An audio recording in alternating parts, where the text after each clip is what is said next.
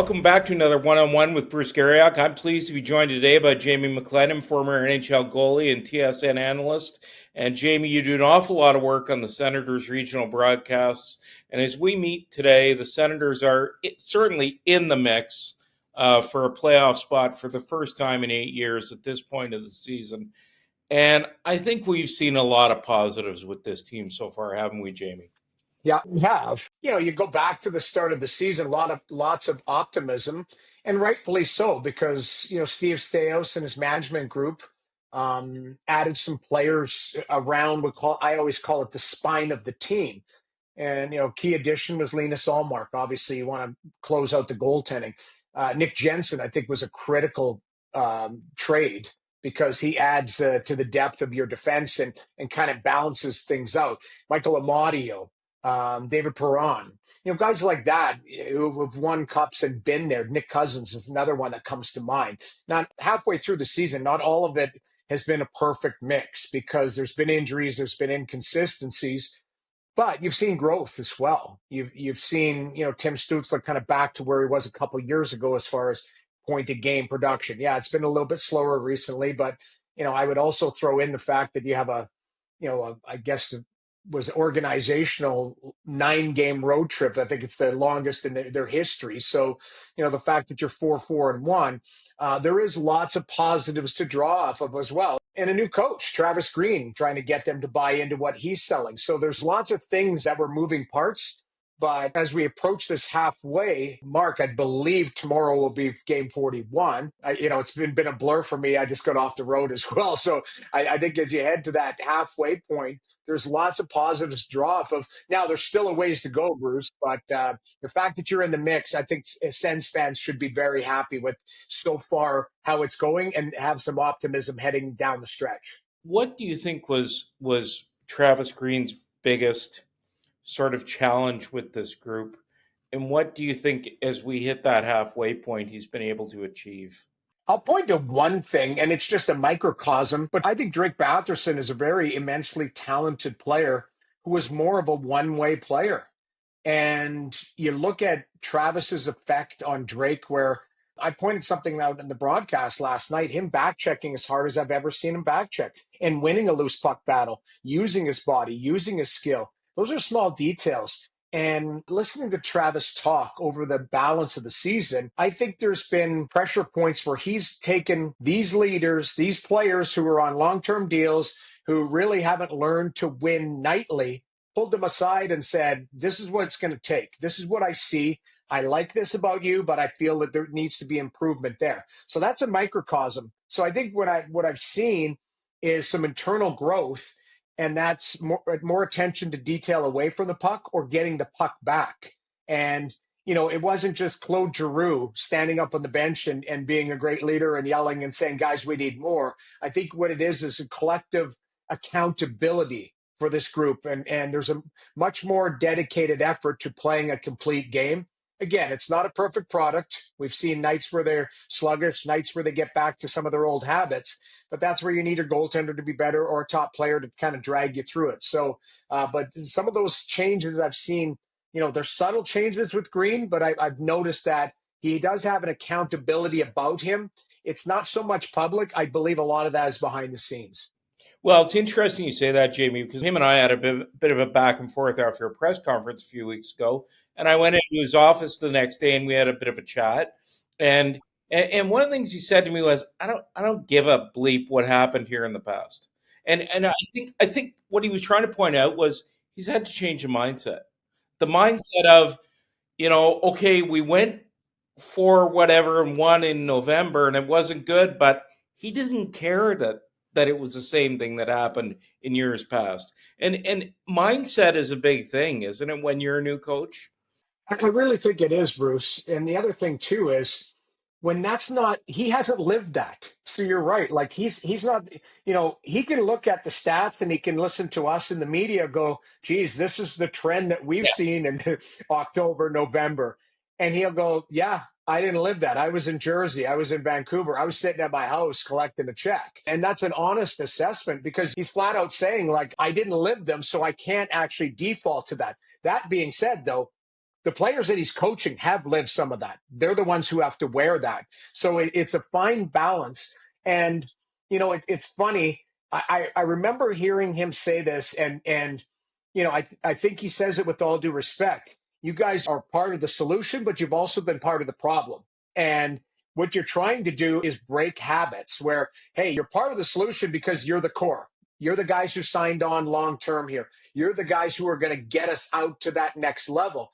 But the problem here has been the mindset, the execution, the lack of detail. And so it's a true statement saying, you're part of the solution, but you're part of the problem as to why we have had this process, and it's been a growth process. So I think both those statements can be true, and I agree with Greeny where he's saying, I don't really care what's happened in the past. I'm trying to, pave a way right now with what I have, and I think that's fair for him to look at it that way. One of the things that I think is of a concern to everybody, and I think we'd be remiss if we didn't discuss this, how much does a goalie with a bad back concern you?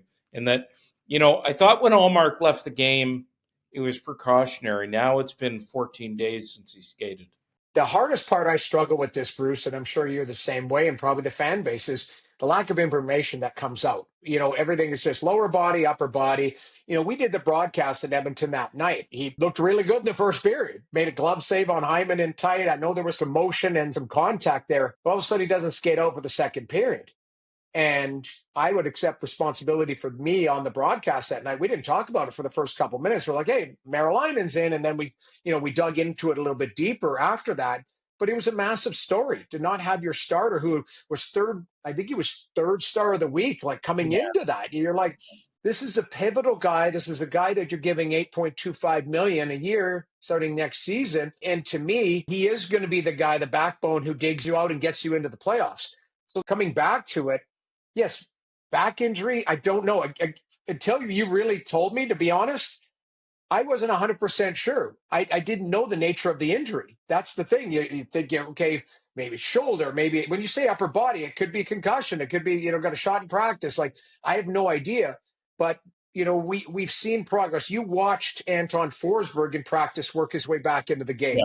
I haven't seen anything. I haven't heard reports of like, hey, Ullmark's had 3 good days of hard practices and shots. And, we got a timeline here and he's right around the corner.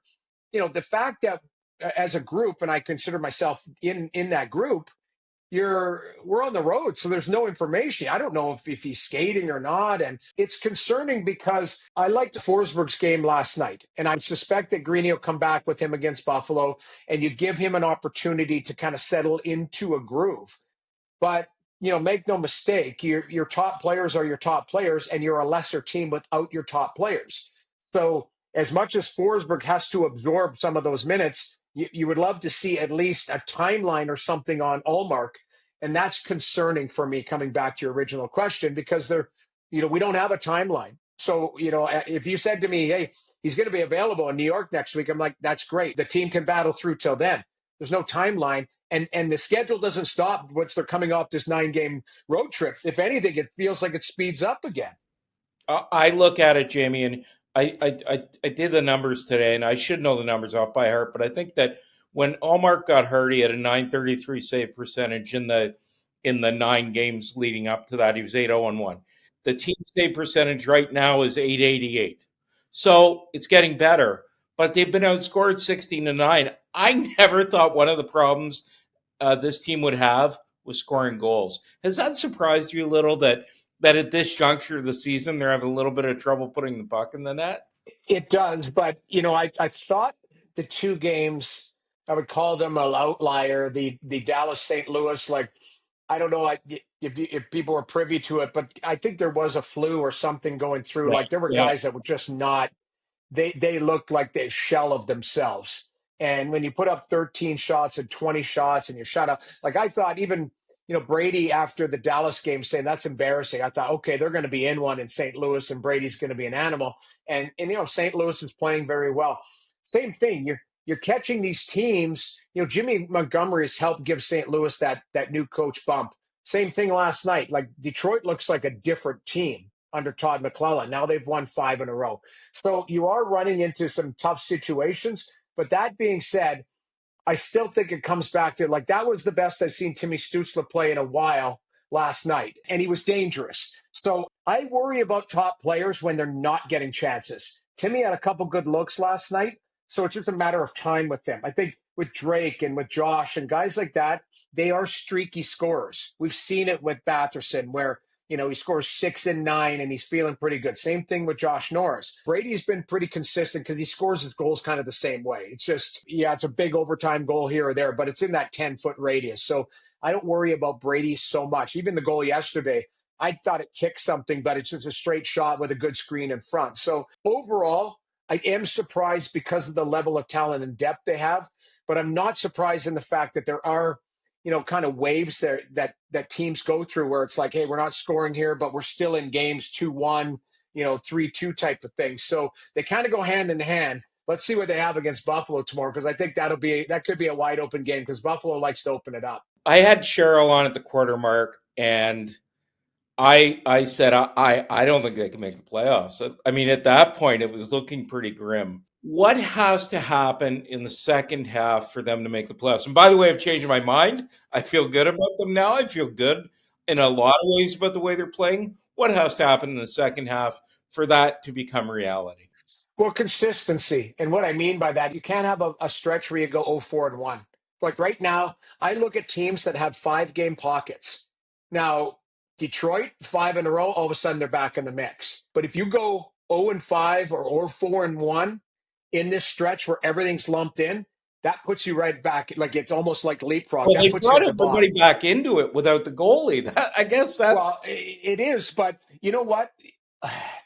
If Ullmark is out for like a month and a half, then I'm concerned because that's But if all of a sudden he's back skating next week and in games, I think they're a good enough team to be a playoff team. And when I look at it, I try to do it on paper too. So I think they're a better team than Detroit. I think they're a better team than Montreal. I think they're a better team than Buffalo. So those are the bottom 4 teams in that Atlantic. I've always said that I think there's going to be 5 Atlantic teams and 3 Metro teams make it. Now, Columbus is is right in there. Philly's right in there. Pittsburgh's right in there. So it might just be 4 and 4. Who knows? It might be 5 from the Metro and 3 from the Atlantic. But I've always felt that if you looked at and laid the teams beside each other, that there was just a little bit more talent and a little bit farther along in the Atlantic than in the Metro, especially with the Rangers. My God, I don't know what's happening there, and maybe they get their act together and climb right back into it. But I think that Ottawa is a playoff team, but what has to happen? Consistency. I thought it was critical to get a point last night. Like Forsberg, that glove save, yeah. like we might circle that because that got you 1 point. Yeah. You might circle that and go, geez, what could have been? What that 1 point might put them in the playoffs, 42 games from now. Where you look back and you go, geez, they got in by 1 point. Maybe that's the night you circle and go, God, that save. Like I'm a little bit more dramatic when it comes to that. No, it's But huge. I do think it's stuff like that where you go, remember that save, remember that play, remember that. And to me, they had to have a point, they had to have points last night. They got one. And I thought that was critical. Now you can't take your foot off the gas and go, oh, we're home. And, Buffalo's just going to mail in. That's going to be a really tough game on Thursday night. And then you go into the weekend and we're right back into tough games as well. But I think it's consistency coming to play every night. Well, Jamie, listen, we really appreciate your time. Jamie McLennan from TSN and a former NHL goalie, and thanks for joining us here on Post Media. All right. Thanks for having me.